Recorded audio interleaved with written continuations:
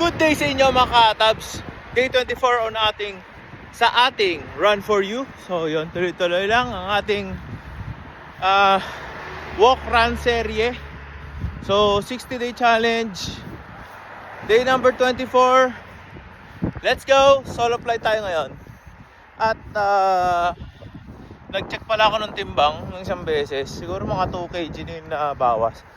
So ganoon pa rin naman yung kinakain ko, regular. So matagal na akong keto. Medyo dirty keto nga lang.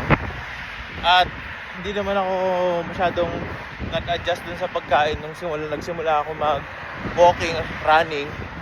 Ganoon pa rin yung kinakain kong volume. So kaya nag-unti-unti tayo siguro na yun nga, lose ng weight.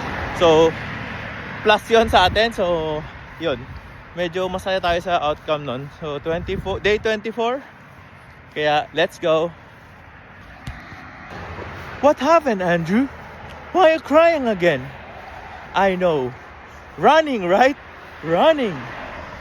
So painful in the knees and the foot. See? So painful. Now walking.